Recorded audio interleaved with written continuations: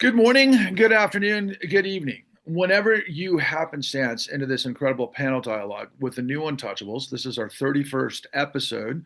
I can't believe how quickly time has gone, but it seems like the recurring themes that we've established from the very beginning get to play out worse and worse week in, week out, more validation, more credibility, and quite frankly, more news than what we end up getting nailed by several weeks after these dialogues. And so I'm going to introduce the panel here at the moment. From the lower right, first, June Carbone. She is the Rabina Chair of Law, Science, and Technology at the University of Minnesota. Right to her immediate left, of course, is returning from Europe, the former Attorney General of the state of Ohio, but also in private practice, Mr. Marc Dan. And we're so pleased to see you back, health and safety, or I should say safely. And then prior to something that we'll mention a little bit downstream.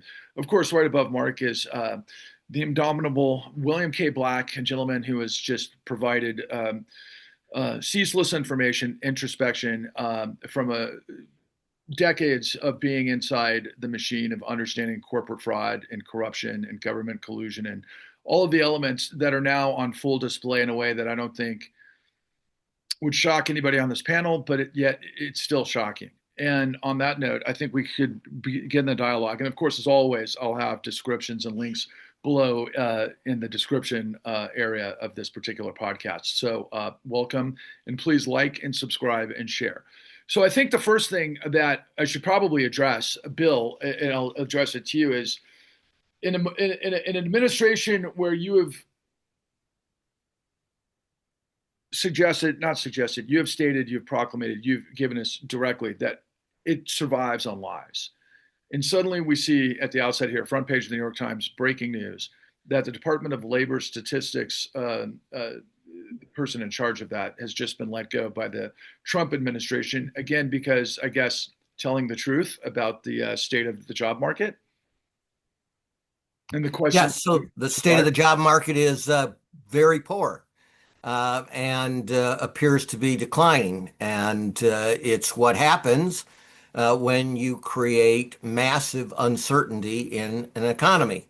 Because again, if you lying is everything and policy is created by someone who gets up in any particular time and spins some particular lie and such, how can anyone have any reasonable expectations of about what the future is? And if you can't, are you going to hire people? Well, you're far less likely to hire people. So Trump has both created the substantive problem that the statistical people accurately presented, right? And they have a whole process. They come out, and this is not new under the Trump administration. It's what we've done for 50 plus years. The market wants this information very quickly, so you use estimates, and then you get more information over the course of the month and you do adjustments. So two things happened that got her fired, but they both involve trying to tell the truth, right? So one is the number came in very disappointing, indicating a potential recession in the near future. And the second is the adjustments that are routinely made came in and showed that the kind of job growth reported the last couple of quarters was incorrect, right? It was actually very, very poor job growth. So what we're seeing is a whole passel, basically the Trump administration to date, of having poor economic results in terms of growth and in terms of employment.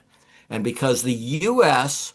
had been the world's engine of economic recovery, this is critical not just to the United States, but to the world. So what you're going to see is bad things happening around the world as people reflect these market expectations. The glory of the United States, and it has been a glory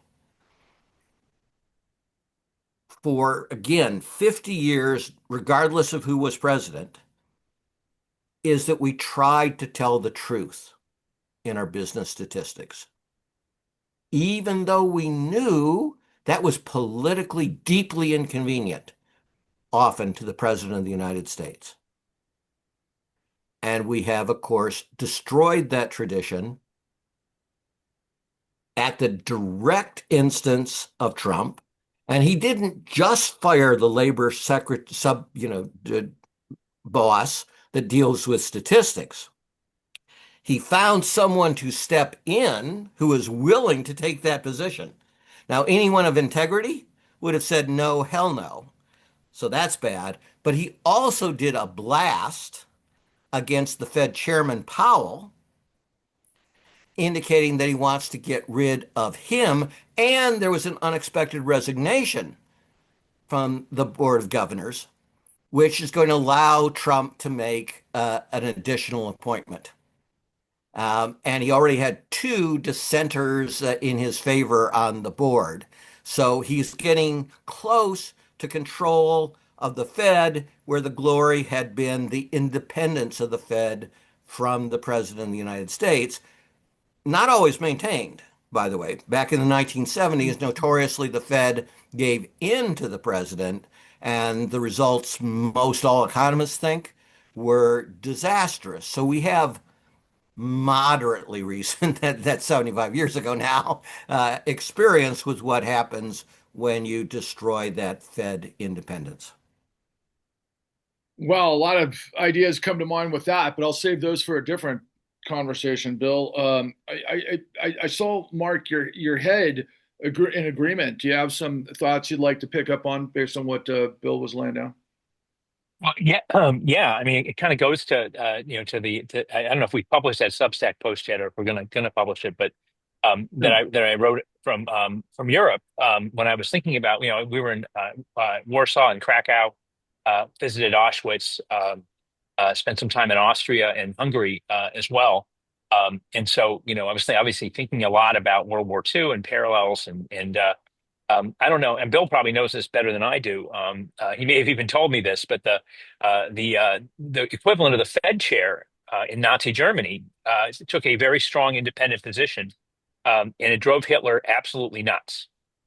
In the very same way that it's driving Trump nuts. Now, ultimately, he acquiesced and quit, and the rest is, as they say, history. But he fought hard to continue to maintain honest communications with the public and protect the currency and all the things that a Fed that Bill can better explain, and June can better explain that a Fed is supposed to do. And his but he ultimately acquiesced. And so I think to Jerome Powell's credit, not only that, but this week he also said that student loans ought to be dischargeable in bankruptcy, which made my week, because that's a particular sore point with me and on behalf of my consumer clients, is that they can't, and we came very close to doing that before. But in any event, that's so small in comparison to the bigger picture here, is that there are so many parallels between this administration and the early months and years of Hitler's consolidation of power, creation of the propaganda machine, and then the thing that not just the acquiescence of the head of their Fed, but the acquiescence of the legal community. I mean, every single thing that they did at Auschwitz, and there was actually a courtroom at Auschwitz, which I didn't know, was sanctioned by lawyers. They actually sat and wrote code and administrative code. I mean, this is Germany, for God's sakes. I mean, it's a cultural imperative. And there were rules that were written by lawyers for absolutely everything that they did, as it related to Jews and people from Romas, and even the Russian prisoners that they murdered as well, Russian war prisoners. So it's a lot to think about, but that's where we are here at this point, and we have a president that is following that model. Wasn't there a story in his first term? One of the two books he had on his desk was Mein Kampf. And that he's following it to the letter. Well, that was before. That was actually before he's following whatever chapter two of Mein Kampf would have been, or volume two would have been after World War II, I suppose. One of the shortcuts of how I frame the madness in ongoing dialogue is to say that corruption births and fuels fascism. And I'm, really reminded, June, of what you've laid out the last, really since the beginning of these discussions, because you've always sanctioned that it took a Great Depression, well, in between two global wars that ultimately would manifest the sort of balance that legally, particularly, that the United States was able to achieve to create those miracles that Bill had basically leaned into earlier. But to Marc's point, also, I was always hesitant to compare Trump to Hitler, but obviously all of the parallels in terms of what they did in the ramp up, particularly the capitulation of law firms.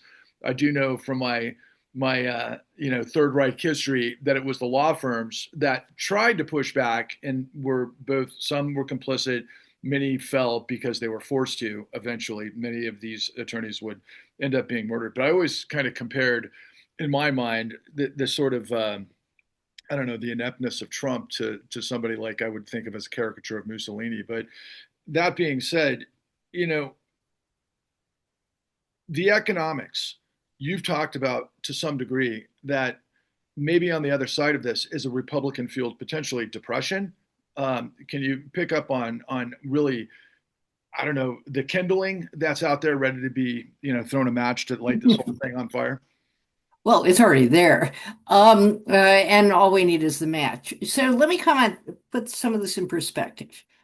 First, I've been talking for some time that the move is the destruction of institutions in favor of personalized power. Powell is one of the last institutionalists left. And yeah, Trump hates him for that reason. Something to note, there were two dissenting votes on the Fed on the decision just to keep interest rates where they are. That's unusual. And one of the people, and maybe both of them, are auditioning to be the next Fed chair. That's what those votes are about. They're not about independent judgment. They're not about what's good for the country. They're about how to get Trump's attention. The second thing, he's an idiot. Having job numbers that are weak is the single best argument for what he wants, which is lowering interest rates. So note that he is having a little explosion over something that fits his theory of the case. Okay, and that also tells you both that he's stupid and economically illiterate, we knew that, and that it's all about him, and it's the only thing that matters.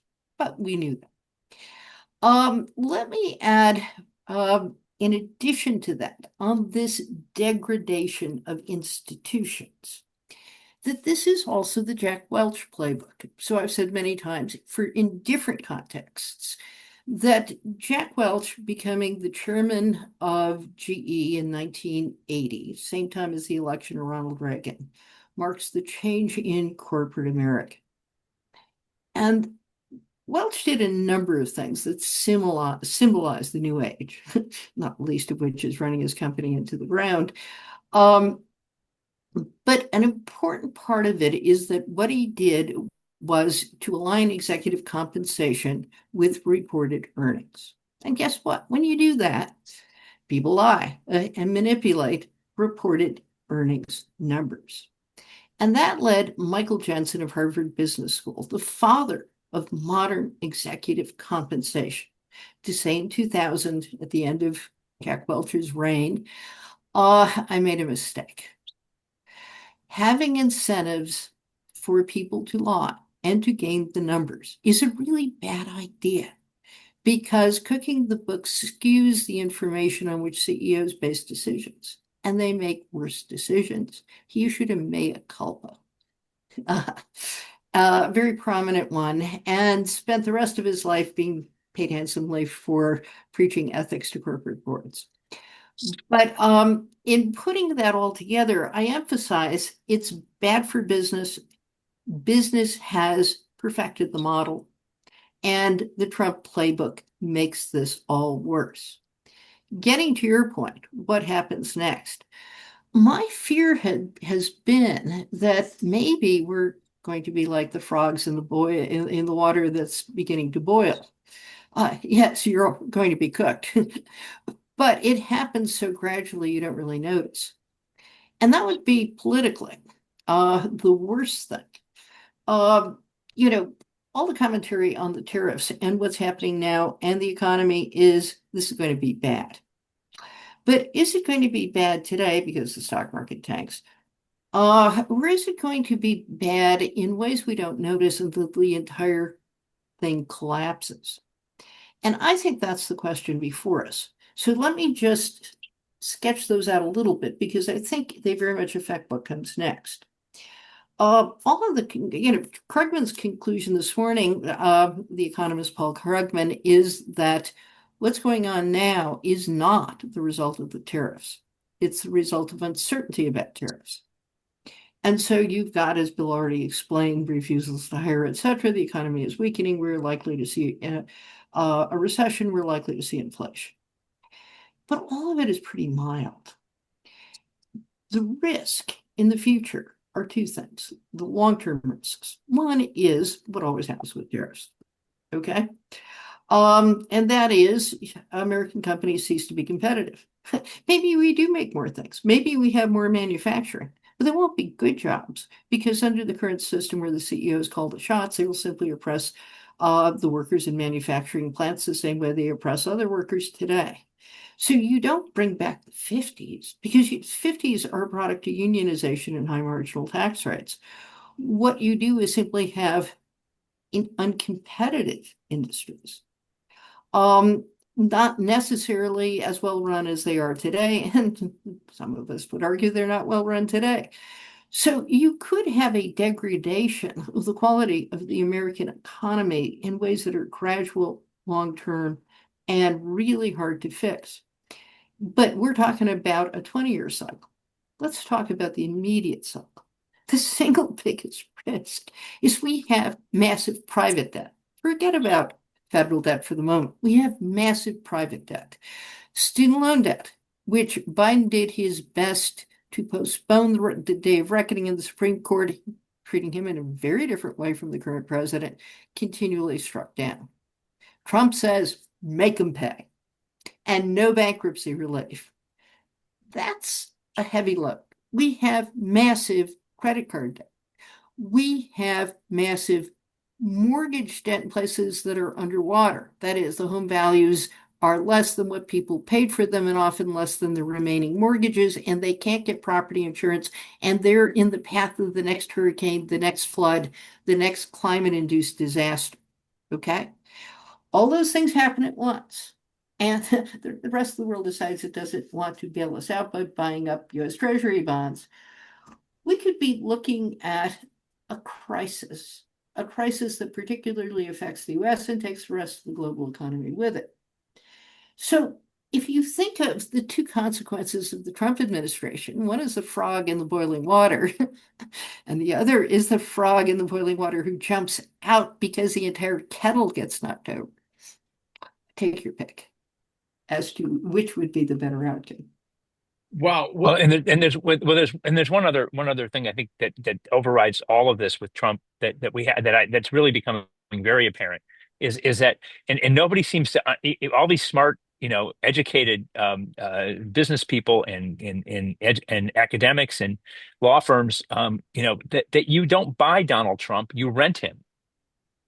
And they're not and the idea that all it's going to cause him to and the same that Keir Starmer and the other heads of state are learning is that no matter what deal you make with him today, he's going to wake up tomorrow and want more from you. And that is just that is his nature. That is his insecurity driving his actions and policies.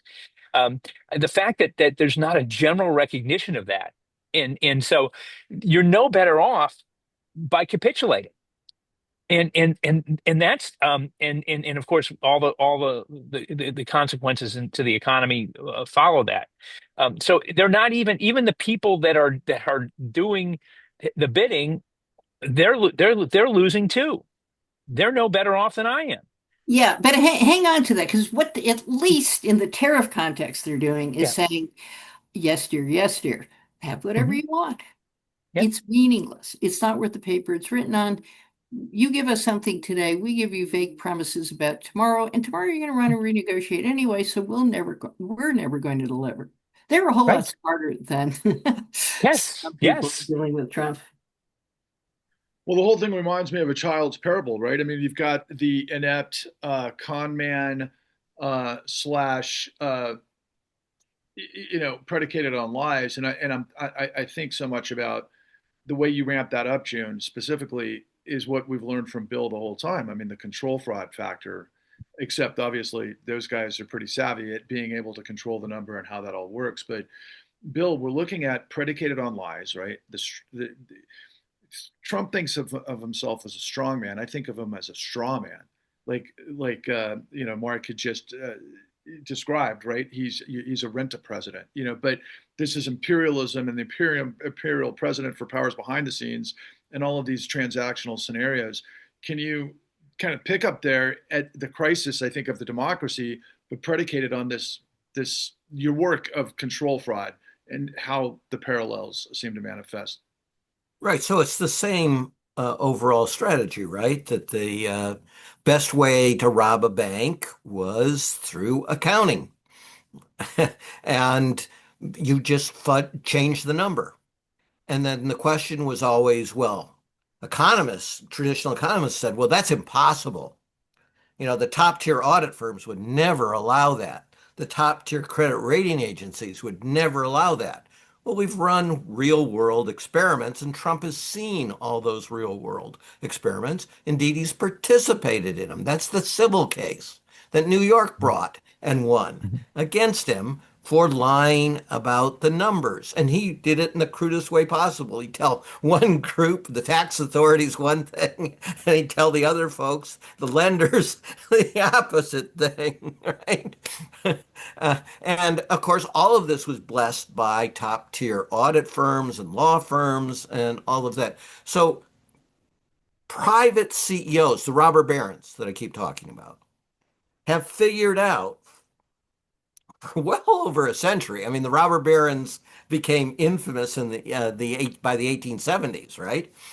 So we're talking about a century and a half at this juncture that they could get the alleged doyens of the professional class, the lawyers, the auditors, the credit rating agencies, to give them essentially anything they wanted. And that is what Trump grew up in. So it's no surprise to him that people will cave. It's only a surprise to the sort of the normies, right? Marc and I have seen this literally thousands of times, this caving. Or again, how many times did the credit rating agencies, and there are only three of them, right? So they're monstrously powerful. How many times did they deny a AAA rating to complete crap when it came to the great financial crisis, the things called CDOs? Zero. Right. In every single case, they caved. How many of the top big five audit firms and then big four audit firms said no to these fraudsters? Zero. How many times were you unable to find an appraiser you could extort to inflate the appraisal? Pretty close to zero. And there you're talking about millions of times a year being able to do that. So Trump was well positioned to understand that people would cave. The rest of folks who have never dealt with this, who believed in this hyper meritocracy, the stuff from the now the affluence folks, right?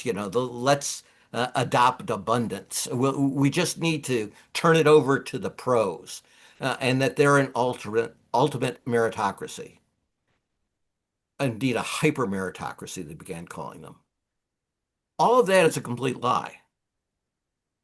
Marc has, been dead on in terms of what he calls the tall firm or tall building. What do you Tall building firms. tall Firms. building Right. firms? And Right. I Right. started at a tall building firm. Yeah. I Yeah. was there for Right. 10 years and such. Yeah. I And lasted 10 days at a tall building firm when I started. yeah, well, Until I I put got up my with a lot business more. cards, and I looked at my business card and I said, no, "Who's that guy? I'm out of here." Um, I'm a lot slower. yeah. So we have seen this. We know that this is this elaborate lie about the Mhm. professional class in America, Mhm. Yeah. right? It wasn't. It was much more people in the trenches, like these statistics people. Mhm. Again, under Republican administrations as well as Right. Democrat, they made presidents routinely unhappy. That was their Mhm. job. What is different now, again, is not only simply that the president is pissed, but that he felt free to fire them publicly and make it explicit. I don't like the number. It's bad for me telling the truth. So you're fired. But that he could get the next person in line to continue as an Mhm. acting, Yeah. as opposed to a Saturday Night Massacre situation in which everybody resigns to remove the fig leaf. So we're at that point that they're just happy to stay, right? As each collapse occurs, it becomes easier for the collapse not only to spread, but to accelerate. And that is why it is so critical, why we've been harping on this from day one of these talks Mhm. about the law firms, the big law firms, as people have said. Instead of making $50 million a year, the guy was going to be faced with making $42 million a year. And that was sufficient to Mhm. cave. That's how little they believed in the rule of law. That's how little they believed in professionalism. That's why it was all BS and remains all BS from them. Well, and to go back to June's point, right, that Trump doesn't even know that this could have worked in his interest, right, in terms of the bigger, which is just absolutely absurd and a great point. But further to that, and I hope to domino this as this question kind of sits there. I mean, look, the general population cannot not see the emperor's new clothes. The corruption is so naked and so in your face, specifically about two major events that happened, one today and one throughout the week, right? We just saw, and we know that the MAGA nation is going to respond, you know, in their bodies are going to convulge as a result of this. But Ghislaine Maxwell, although, and I'll finish the thought, Ghislaine Maxwell is being removed from, I guess, maximum security into some posh place, and you know what that means, and what we can, discern from watching what Todd Blank She's did. playing golf with Elizabeth Holmes now. Oh my in, gosh. in the at the lowest level correctional facility in Texas.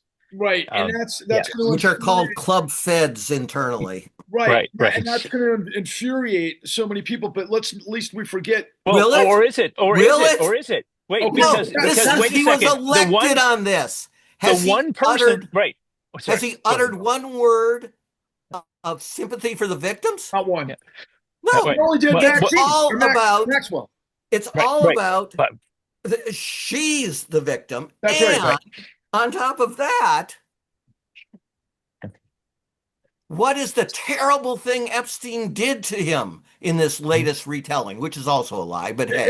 Yeah. He took the He property. stole the Pro- person I wanted to do sex trafficking for right. That his he Right. sex considered trafficking. property, Right. just like the real Right. estate deal. Yes, Right, exactly. right, but Maxwell is the one person that can get him off the hook with his with MAGA Nation because Because he's going to and go she into has Clinton. and he is setting that up,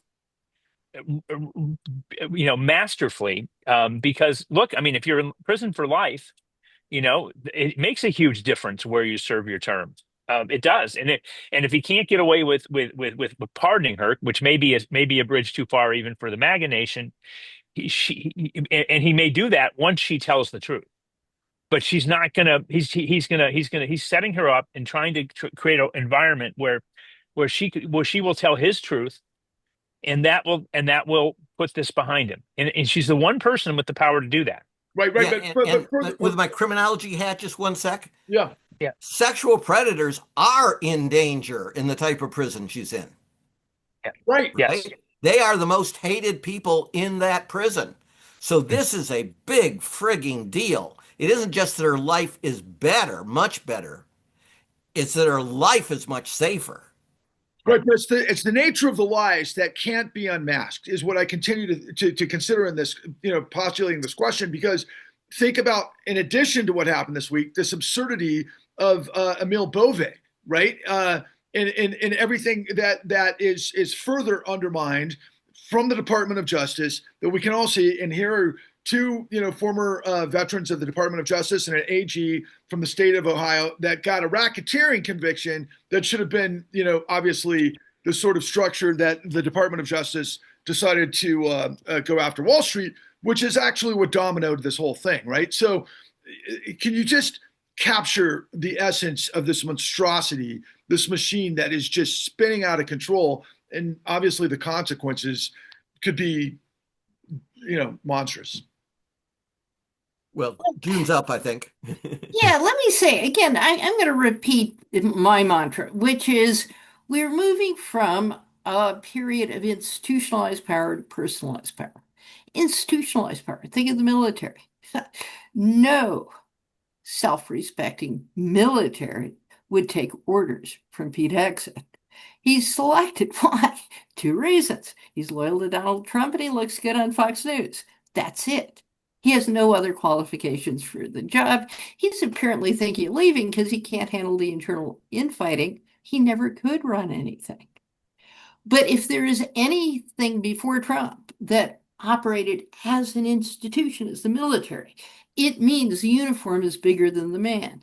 It means that one's integrity in front of one's troop counts for a lot. It means that there are a set of self-reinforcing ethoses. Now, those ethoses are never very good about dealing with women, but we didn't make that too public, and when it became public, people had to pay consequences. Trump is the opposite of that. Honor, country. No, all power is personalized. All power is based on I do what I want. I hire the people who will do what I want. And consequences for little people, simply the price of doing business. Elon Musk's view, cutting the federal government. If several million people die in Africa, who cares? So that's the mindset. So let's take now the Justice Department. Trump has understood from day one. I mean, the one thing he has been somewhat afraid of is the thought of going to jail. And the more he respects the power of something else, Harvard, the more he is out to destroy it. Because anything that has power that he doesn't control is a threat to him. That's the mindset. So, of course, he has to tame the Department of Justice. It's number one on his list. He hasn't got, when he talks about the Russia hoax, what is he talking about? The fact that the Department of Justice and the intelligence agencies dared to investigate him for something that is true, that Russia intervened in the 2016 election on Trump's behalf. That's true. And the only question is, Trump certainly looked the other way about it. How complicit was it? That's what we never got to the bottom of. But we know from the Mueller report he obstructed the investigation. And we know the Russians did it. So that means he has to destroy all of the instrumentalities that would say no to him. Beauvais is simply the latest. And we know from the bipartisan report The Republicans said this too. Well, there's no doubt the Russians did it. Um, and there's no doubt Trump looked the other way. And he is on record in various interviews saying things like, if a foreign government came to you and said they'd help you in your election, of course you'd say, go for it. I mean, he's on record as saying that. The only thing he isn't saying is that there's a quid pro quo with Vladimir Putin to build Moscow a hotel in Moscow. We don't have proof of that. And I don't think it exists because Putin is a much cleverer operator than that. Well, I might offer just to kind of take it back to both you and, well, sorry, Bill and Mark, from this perspective, um, the magnitude of the Department of Justice's uh, kowtowing to Trump through obviously this whole story with Ghislaine Maxwell, and you both asked whether or not it would be a domino, whether or not they're going to turn the table on the Democrats and everything that means, but just the state of affairs, given the crime and the lies of Bove, yeah, it's a continuation. But I might also add just the idea of investigations and what has to happen, because it's just all paint by the numbers for me. But when you guys are talking about Russia's involvement in 2016, I'm reminded of: do you think Donald Trump acted alone in the insurrection? Do you think he spent time, developing the battle plans, carrying out who was going to show up, how they were going to handle it, how they were going to get the National Guard to stand down, how they were going to house everybody? I mean, it's absurd to think this guy would be a mastermind of anything, right? And so, further to that, please, I don't want to go any further than that. Okay, so this is the flip side as well of what we've been emphasizing, which is the collapse of the elites. And not just the collapse, but the collaboration of the elites, right? At the Justice Department, we aren't talking about people making $50 million a year, right? Those folks are often devoted 10 to 30 years in the positions, right? And they, in places like Federal Programs Branch, have resigned en masse. Well over half the Federal Programs Branch attorneys, our former colleagues, June and I, have resigned. Over half the entire leadership has resigned. So it's the little people in the scheme of things. And now, of course, I don't really think of them as little people, but that's how the powerful They were think of called the them. Munchkins Yeah, yes, by the internally. Attorney General in our era. We were the Munchkins. There was actually an internal document that leaked that did call us all Munchkins, type of thing. Anyway, it's the Munchkins, as June has just said, that have shown the courage. So are thousands of federal employees showing that courage? Absolutely. But way disproportionately, it's the people in the trenches, as opposed to the really well paid folks. And in contrast to the private sector, the tall buildings, it's not shocking for the reasons we went through, but it is shameful, utterly, despicably shameful. I do not understand how these people look in mirrors, because I sure as hell couldn't if I did what they did. Yeah, and I think they're gonna pay over time. They're not going to be able to recruit associates that are of high caliber. They're not going to be able to. A lot of the partners that have any backbone and character are very systematically leaving those firms, finding the joy of a boutique law firm suddenly in their mid career. So I think anybody, just like the Justice Department, anybody with principles is going to be gone from those firms. And it's only going to get worse, unfortunately. There was a bright note, though, that a public interest group did file a bar complaint against the three lawyers that blatantly lied to the judge in I believe it was in the Garcia case. And I'm glad that that's happening. I mean, that is a serious thing, and at the end of the day, and now in 2 or 3 years, their license could be taken away to practice law. Jeffrey But it's Clark. Jeffrey what's Clark. that? Jeffrey Clark. How Mention long did Jeffrey that take? Clark. Yeah, that was yesterday, right? That he got that they finally and that started in what 2020. So now that was 5 years ago that he that process took. So there's a lot of due process around lawyer discipline. But at the end of the day, if there's a certainty that people that lie to a federal judge are going to face disciplinary proceedings, maybe they'll be less likely to pull that trigger. At some point, I gotta hope, and I think the best hope for this country is that people figure out that it doesn't matter what you do for Donald Trump today, that you're going to get fucked in the long run anyway. And so there's frankly honor and valor in standing up, and the result will probably be the same. You're probably on the way out no matter what. I mean, uh, one of the other brilliant things they did coming in was this buyout. I mean, I just read yesterday 150,000 federal employees have taken the opportunity to leave. Now, many of them were people who were planning to leave anyway for other reasons, but many people who were saying, I just don't need this, and it was an act somewhat an act of courage and an act of honor to leave an administration that was going to expect you to do things that were unprincipled and illegal. But they made it really easy. They foamed the runway for those guys to leave, and women. So again, I mean, the addition of these Project 2025 guys, the Heritage Foundation, the votes of the world, to the Trump stew of hate and self-aggrandizement, has really created a very, very scary uh, potion. That's what makes this different than 2016, when he was flailing against those institutions. The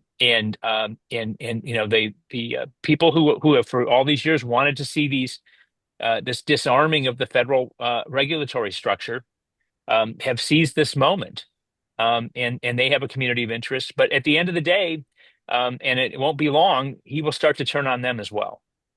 And so I think any benefit that these companies are going to get, these executives, the Chamber of Commerce types are going to get from this deregulation, they're gonna pay for it in the end anyway. Yeah, I'd like to follow up on that. And let me just say I was excited, maybe too excited, that Jeffrey Clark, who was one of the villains in the Justice Department around the January 6th insurrection, has been disbarred. And it was his appointment, wasn't it, Mark, where the normies threatened to resign en masse Yeah. if he was Yes. appointed Attorney General. Let me emphasize a different point. So I have this new article out called Legal Civil War, published at Georgetown.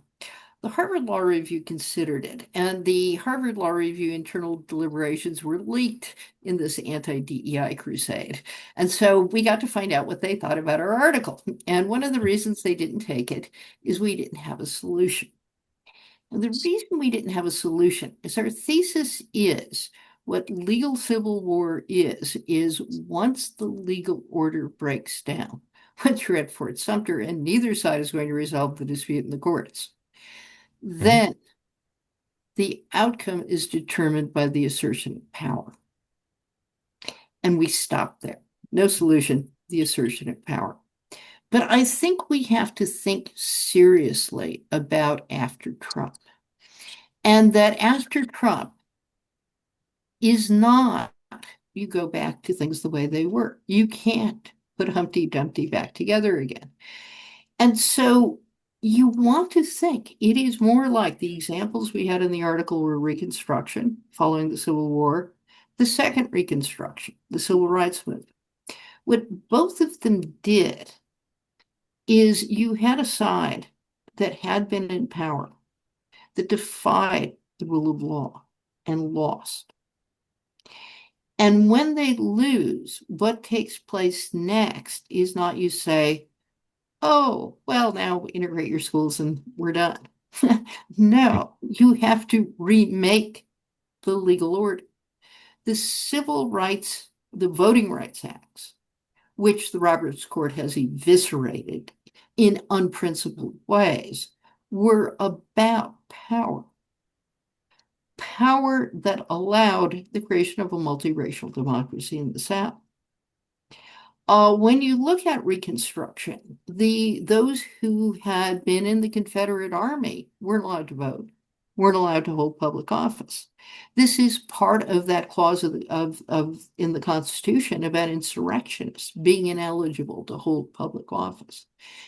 The assertion of power means, yes, we need criminal prosecutions. We need the discrediting of people who caused the disasters that haven't yet happened. We need a new regime that says it's not just they're wrong. Oh, sorry. It's kind of like Nicole Wallace or any number of other never Trumpers. Repent and we'll welcome you back into the fold. No, they should be disbarred. They should be prohibited from ever holding public office again.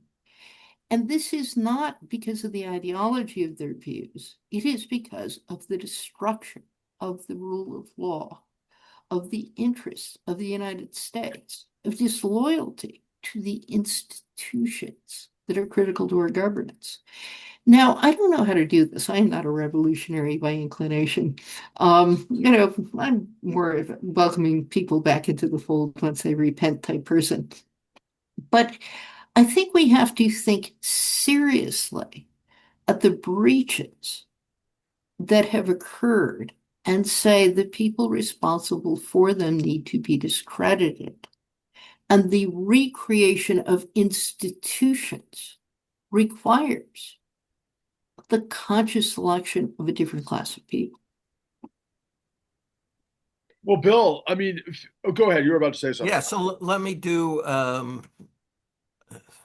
something that the viewers could do. Go watch The Con, because we explained and in a lot of detail two things that summarize much of what we've just been saying. One is the Gresham's dynamic. When you gain a competitive advantage by cheating, bad ethics will drive good ethics out of the marketplace and out of government and out of professions. The second is Bastiat. When plunder becomes a way of life for people in power, they create laws that authorize plunder and a moral code that glorifies it. That's what we have in these circumstances. And we have done a real world test of all the economic claims that professionalism and the self-interest of a professional maintaining a reputation for independence and expert judgment is overwhelmingly a failure at the highest levels. And to June's point, we've done a real world test of who's for democracy, who's for the rule of law, who's for ethics, who's for truth, and who is the opposite of those things. So yes, there should be enormous consequences for the people that chose to lie, and in particular, the rich people that chose to lie and further enrich themselves. June isn't condemning somebody who's a storekeeper that, to deal with some insane regulation, feels they need to bribe the inspector on some non-health issue just to stay in business because the health inspector is really an extortionist, right? That's not what we're talking about. We've run that real world test. And of course, it should have consequences. People have revealed what it is that they truly value. And the people that chose against truth, against the rule of law, against ethics, against most everything that made America its strengths, they should not govern. They should not govern ever again. They should not govern corporations and be the robber barons and allowed to exist, because they will create this situation again. And now they have the game plan, and they see how easy it is to get the supposed elite protectionists to not just abandon the field, but to switch sides and become the modern Quislings. Marc, you were talking about earlier the consequences of Treblinka and Auschwitz and everything that we could see and hear and probably feel when you're in that environment as well. That's a horrific consequences of inaction, of holding the corruption to account because of these diabolical lies and the complicity. And people are asking, so what are the Democrats doing, right? Where is the leadership on the Democratic side of the House? What are we going to do? What is the leadership in the midterms? How are we going to turn the tables on this? And that's what we've been talking about from the beginning. And you particularly have a plan of action. I'm wondering in this final kind of leg of this discussion today, if you care to kind of transpose, obviously in the midst of the turmoil of coming back from Europe and that perspective, but also Yeah. in light Yeah. of your own, your own life, quite frankly. Right. Well, don't tell me what you believe. Show me what you believe. Is what all patriots need to do right now in this country at this time, and find a way. And hopefully we're working to find a way to make this easier for people. But find a way to resist. If you're a lawyer, if you're an influencer, if you're a blogger, if you write on Substack, if you have technical skills that can help match people to needs of problems, this is a chance in a time in history that you need to be the people that step up. I mean, we've seen some opportunities here in Ohio. There's going to be some opportunities in Texas over the redistricting that's going on down there. There's going to be an opportunity. It looks like for a collateral attack on a merger that the FTC has decided to greenlight after essentially a transactional series essentially acquiescence to lobbyists who were richly paid, and I'm sure to folks in the Trump world that were also richly paid. But there's a Watergate era law that allows a judge to independently evaluate that merger, and to make a determination about whether the folks that made that decision were influenced by lobbyists. Exactly what we're seeing happen. I hope that judge steps up and does that. I hope that the nonprofit groups, anybody that withstanding the customers of those in those fields, they bring those private antitrust cases and challenge that merger. Norfolk and Southern is another one. Anybody that transports goods, anybody that buys products that are transported, that's a huge. The idea that there'll be one freight train company basically in the entire United States. And that merger was announced this week, and then I think the headline in the Wall Street Journal was, all the handcuffs are off, merge away. I may have oversimplified it, but that was essentially what the story was about. But people who ship, companies who ship goods, call your lawyer and challenge that merger, um, because you have standing to do that. And if you're a rail shipper and you can and because you don't even need a good economist like Bill or June to be able to tell you that if you only have one train rail company, that the price of rail service is going to go up. And but so that those are the kinds of things. What can you do? Everybody needs to make their own safety plan. What are you going to do so that when your kids ask you what you did at this time in history, that you'll have something to tell them? Right. And it's definitely on that note. I mean, they're talking about the robber barons. And if this is our movie, what role do you play? And the Yeah. role of the new Untouchables is to elevate truth over the madness of lies. And they also have years and years and years of demonstrated success at being able to work professionally within the Constitution and the law to take down, through investigations and indictments and convictions, of organized crime. Yeah. That's what this is. And without the law, without the integrity of the law, we're the Titanic. And that's what it looks like in real time.